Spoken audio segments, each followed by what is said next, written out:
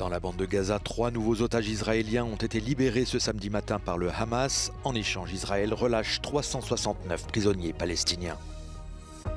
Le chancelier allemand répond sèchement au vice-président américain « Nous n'accepterons pas que des étrangers interviennent dans nos élections », a déclaré Olaf Scholz.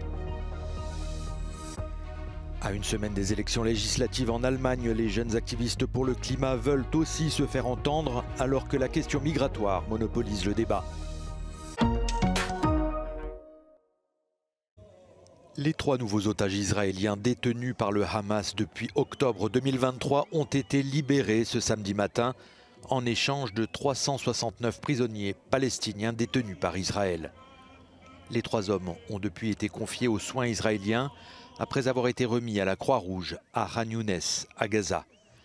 Cet échange s'inscrit dans le cadre de l'accord de cessez-le-feu entre Israël et le Hamas qui a débuté il y a 4 semaines, un processus qui a failli dérailler ces derniers jours. Le Hamas avait menacé de retarder la libération des otages, accusant Israël de violer les termes du cessez-le-feu. En réponse, le président américain Donald Trump a averti que l'accord serait annulé s'il ne libérait pas tous les otages. Les médiateurs égyptiens et qataris ont depuis aidé à prévenir l'impasse et se sont engagés à supprimer tous les obstacles pour garantir qu'Israël autoriserait davantage d'aide humanitaire aux Gazaouis.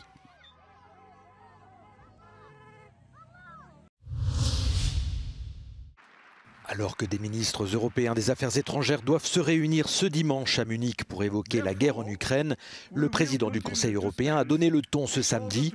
Antonio Costa a déclaré que quoi qu'il arrive, l'Europe, je cite, ne renoncera pas à son soutien à l'Ukraine. Plutôt, le chancelier allemand a indiqué qu'il soutiendrait l'Ukraine aussi longtemps que nécessaire. The comprehensive peace cannot be a simple ceasefire. It cannot give Russia the opportunity to attack ever again. It cannot reward the aggressor. It must guarantee that Russia will no longer be a threat to Ukraine, to Europe, to its neighbors.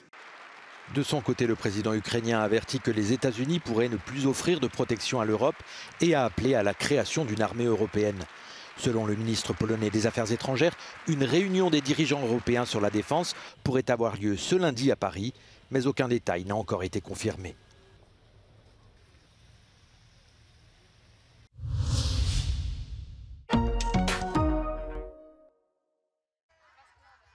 En Allemagne, à une semaine des élections législatives anticipées, des dizaines de milliers d'Allemands, souvent des jeunes, ont participé vendredi à d'importantes manifestations pour le climat à travers le pays.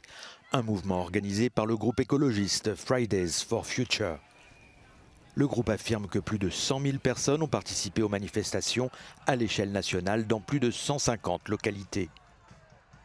Les militants allemands affirment que la crise climatique a été complètement ignorée et éclipsée par les questions migratoires notamment, alors que le pays vient de connaître un nouvel attentat meurtrier. Les derniers sondages indiquent que le parti d'extrême droite de l'AfD pourrait rafler un peu plus de 20% des suffrages. Ce parti a souvent rejeté la crise climatique et a régulièrement appelé à mettre fin à tous les efforts majeurs d'action climatique en Allemagne.